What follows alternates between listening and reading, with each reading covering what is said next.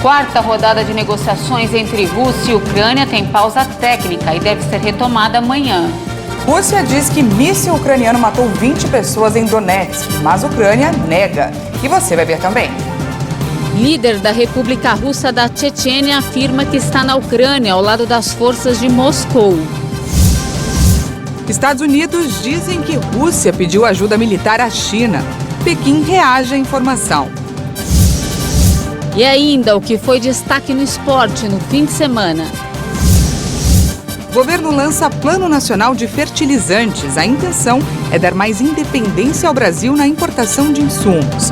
Você confere a partir de agora no Jornal Toda Hora, segunda edição. Olá, boa tarde, seja muito bem-vindo ao Jornal Toda Hora, segunda edição. Estamos ao vivo e agora é 1h02 pelo horário de Brasília. Mais uma semana começa e vamos juntos dar uma olhada nos destaques desta segunda-feira. E nós abrimos essa edição com informações da guerra entre Rússia e Ucrânia.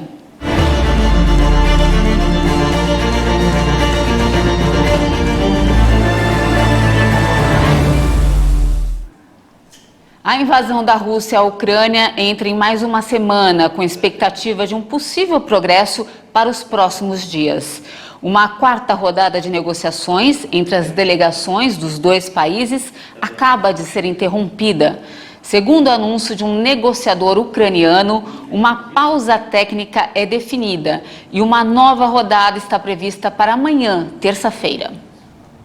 O 19º dia de conflito é marcado por novas tentativas de negociação entre Rússia e Ucrânia. Segundo o porta-voz do Kremlin, Dmitry Peskov, é por videoconferência que as delegações de cada país enfrentam uma quarta rodada de conversas por um cessar-fogo e pela retirada das tropas russas.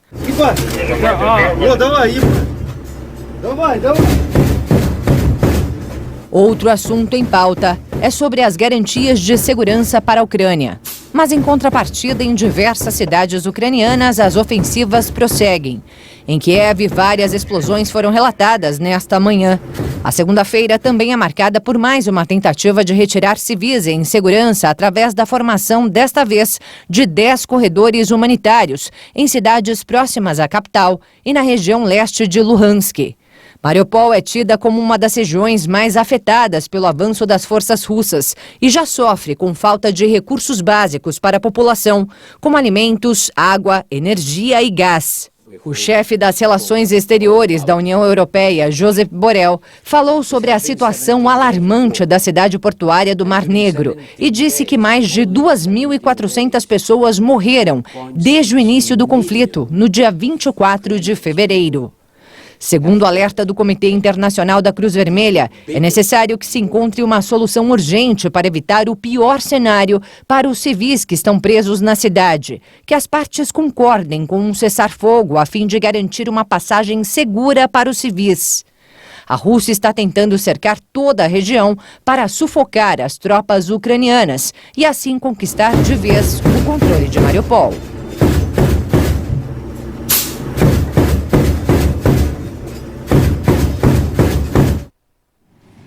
E um comboio com mais de 150 carros conseguiu deixar a cidade de Mariupol.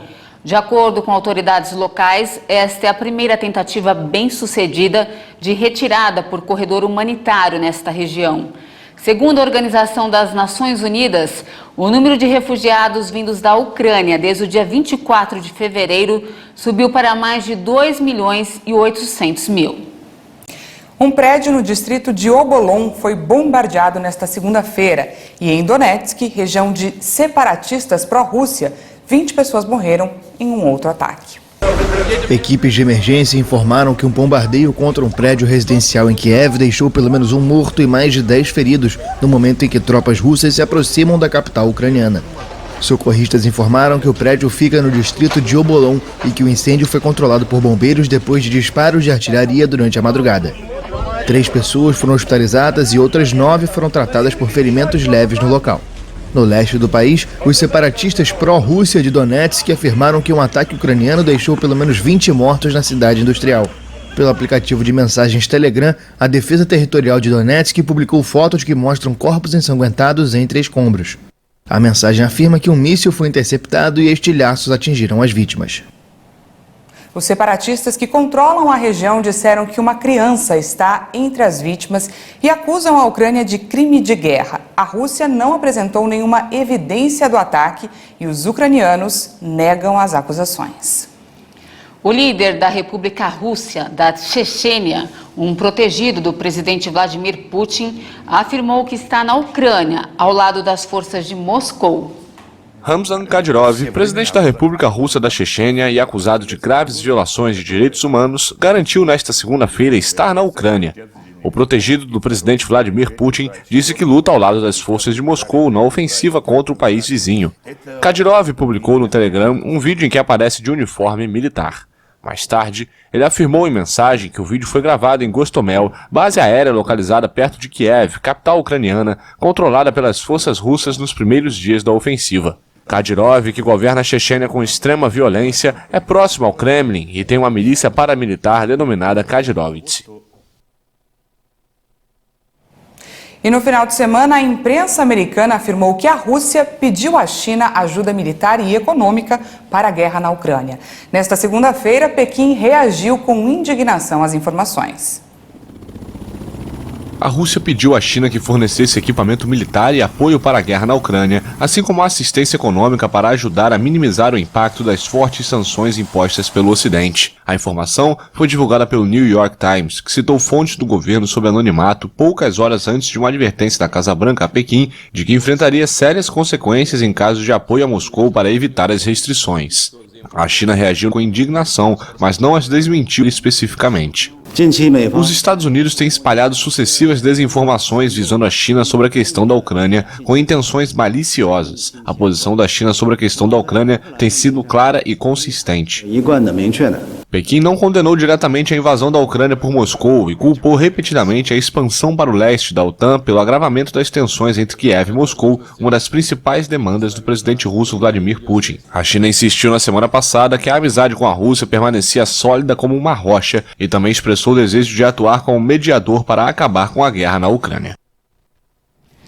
Vamos mudar um pouco de assunto? Vamos juntos ao vivo com imagens da Praça da República, aqui na região central de São Paulo. A segunda-feira amanheceu nublada, com garoa e queda na temperatura. Aquela típica segunda-feira preguiçosa. Nesse momento chove, para e chove de novo. De volta aqui comigo, vai ser o dia inteiro assim hoje, hein? Agora vamos para o nosso telão conferir a previsão do tempo em algumas cidades do país. Começando por São Paulo, o risco de chuva forte segue elevado aqui na capital, mas o tempo segue abafado. A mínima para hoje é de 19 graus e a máxima não vai passar dos 26. No Rio de Janeiro, o tempo também continua abafado, mas a possibilidade de chuva é de 90%. A mínima por lá é de 22 graus e a máxima vai chegar até 34 graus, bem abafado.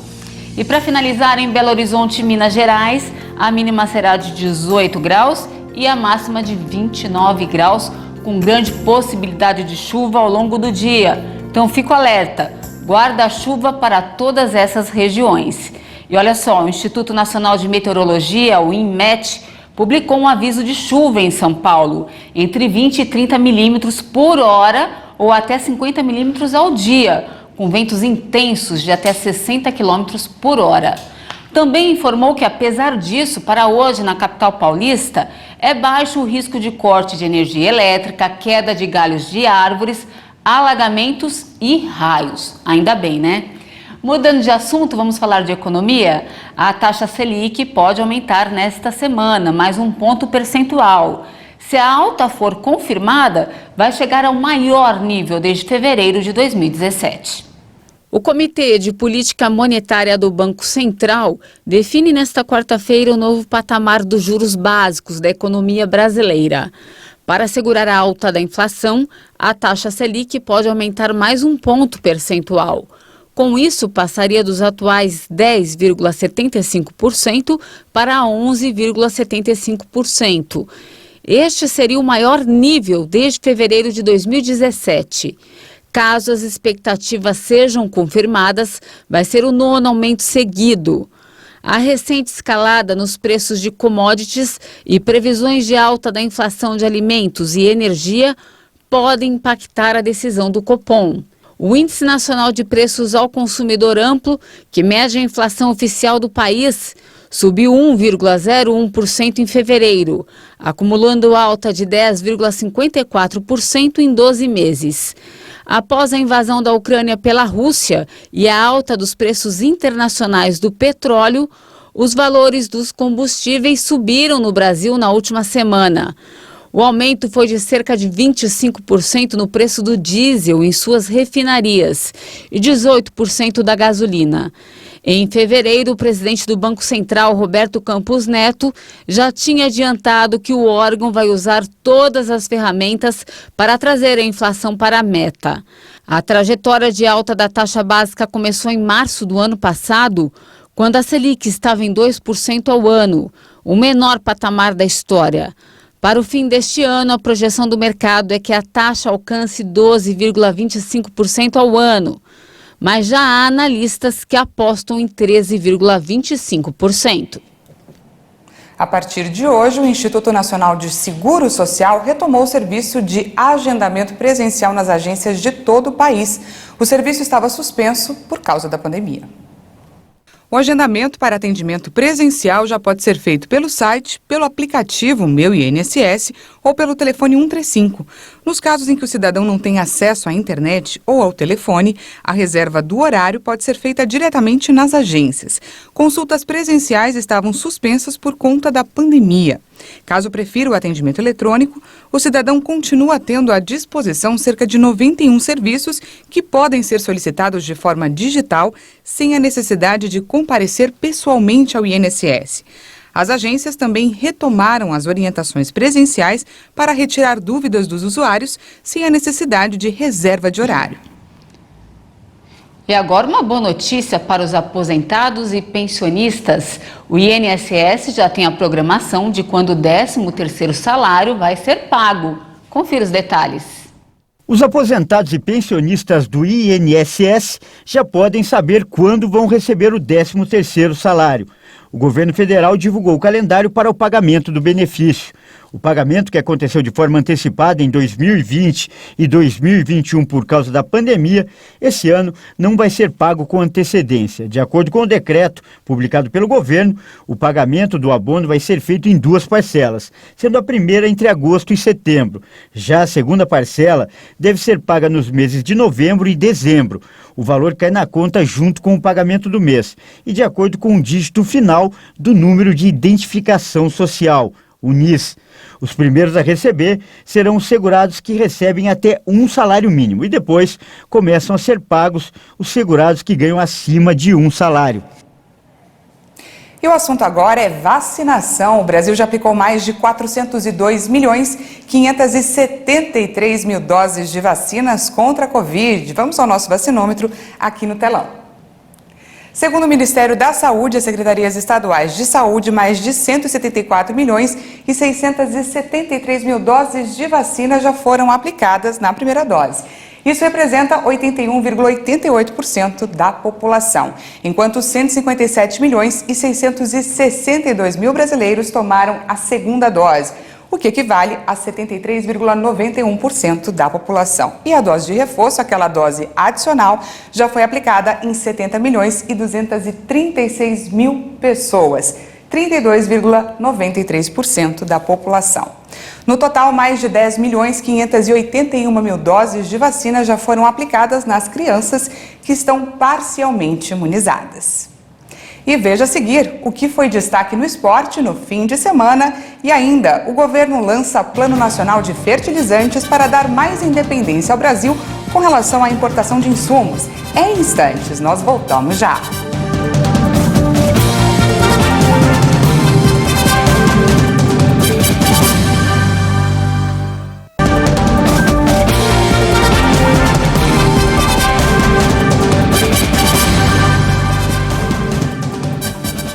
Já estamos de volta ao vivo, agora 1h19. E agora a gente vai com o Leonardo Félix conferir os destaques do esporte. É com você, Léo. Boa tarde, Daniela. Boa tarde, Patrícia, a todos que nos assistem aqui pela HIT. O astro do futebol americano Tom Brady desistiu da aposentadoria neste domingo. Confira aí o que ele falou. Brady, que é considerado por grande parte da imprensa e especialistas o maior jogador da história da Liga de Futebol Americano, a NFL, surpreendeu o mundo esportivo com a reviravolta. Ele disse em sua conta oficial no Twitter que nos últimos 2 meses percebeu que seu lugar ainda é no campo e não nas arquibancadas.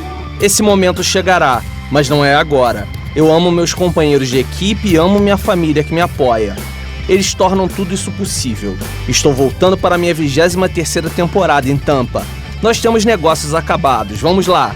Tom Brady, de 44 anos, que é casado com a modelo brasileira Gisele Bündchen, passou 20 temporadas no New England Patriots.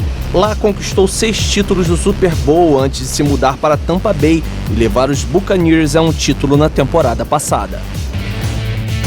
E na Ásia, os Jogos Paralímpicos de Inverno de Pequim de 2022 chegaram ao fim neste domingo com a cerimônia de encerramento. Depois de 9 dias de disputa, chegaram ao fim as Paralimpíadas de Inverno Pequim 2022. Foi uma festa simples, mas cheia de música e com uma mensagem de amor que iluminou o estádio Ninho do Pássaro.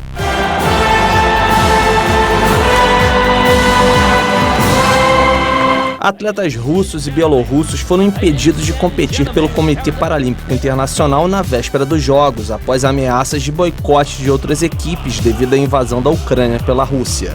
Assim que os Jogos começaram, a Ucrânia brilhou e terminou sua campanha em 2º lugar no quadro de medalhas, com um total de 29, sendo 11 de ouro. A anfitriã China liderou a classificação com 61 medalhas, com 18 ouros. O Canadá ficou em terceiro, com 8 ouros.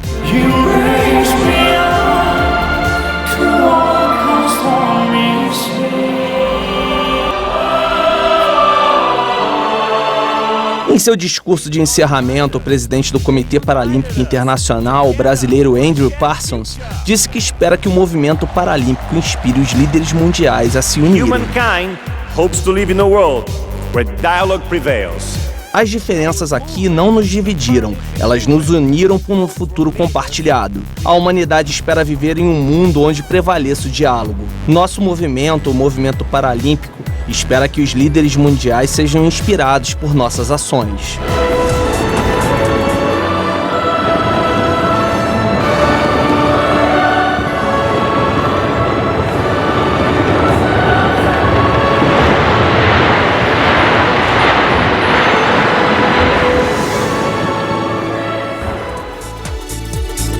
E eu fico por aqui, até a próxima. Grande abraço para vocês. Obrigada pelas informações, Léo, e até a próxima semana. Obrigada. E uma última informação, o governo lançou o Plano Nacional de Fertilizantes. O principal objetivo da iniciativa é reduzir a dependência do Brasil na importação de insumos. Vamos conferir na reportagem. 85% do adubo usado no Brasil vem de fora. Desse total, 30% é importado justamente da Rússia, que suspendeu as exportações por dificuldades logísticas impostas pelas sanções internacionais consequentes da guerra na Ucrânia. O conflito acelerou a necessidade da apresentação de um plano para reduzir a dependência brasileira dos fertilizantes importados. Uma satisfação que nós apresentamos a todos do Brasil, que um governo, além de um compromisso com a coisa pública, ele busca se antecipar a problemas e buscar soluções. 80 metas e outras 130 ações estão traçadas no plano estratégico que tem previsão de término em 2050, com medidas de curto, médio e longo prazo. Entre as ações imediatas apresentadas no Palácio do Planalto estão revisões tributárias, linhas de financiamento junto ao BNDES e a busca pelo aumento de fornecimento de insumos dos países que já exportam para o Brasil, além da Rússia. Outra ação emergencial com foco na sustentabilidade, a caravana Embrapa Fert Brasil, também lançada no evento. A partir de abril, pesquisadores e técnicos da empresa brasileira de pesquisa agropecuária visitarão polos produtivos de 9 macro-regiões agrícolas do Brasil para estimular a adoção de novas tecnologias e boas práticas de manejo de solo, além de promover o aumento da eficiência do uso de fertilizantes e, assim, reduzir os custos de produção. Outra medida é incentivar o uso de alternativas aos tradicionais fertilizantes NPK, nitrogênio, fósforo e potássio, o maior desafio do país. O cientista explica que, diferente do que muito tem se falado, o pó de rocha, utilizado como fertilizante por alguns, não é a solução para o problema. O pó de rocha e outras fontes de potássio, como feldspatos, como leucita, como moscovita, ou melhor dizendo, silicatos de potássio e alumínio, são insolúveis. O projeto de lei 191 de 2020, que visa reforçar a oferta de matérias-primas para o adubo, também faz parte do Plano Nacional de Fertilizantes. O professor Witt defende a exploração dos recursos naturais do Brasil. Meu Deus, nós somos todos brasileiros, branco, negro e amarelo. Vamos se unir para que, e também os índios, lógico, para que possa se explorar essa mina fantástica que tem embaixo do Rio Madeira. Mas não importa se é terra indígena ou não. É bom lembrar que potássio é segurança nacional, que o potássio realmente é o que aumenta o custo da cesta básica. Então, é questão de bom senso, de se unir e acabar com ignorância, acabar com vaidades. Outra inovação do plano é a criação do Conselho Nacional dos Fertilizantes e também de 4 câmaras setoriais que abrigarão técnicos de todas as nuances necessárias para a instalação e execução do plano.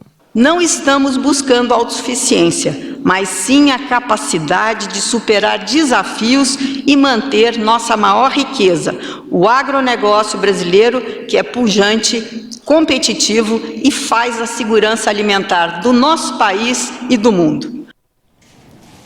Acabou o nosso tempo, essa edição fica por aqui, mas muito obrigada pela sua companhia, um ótimo dia para você e até mais. Uma boa tarde para você e até amanhã.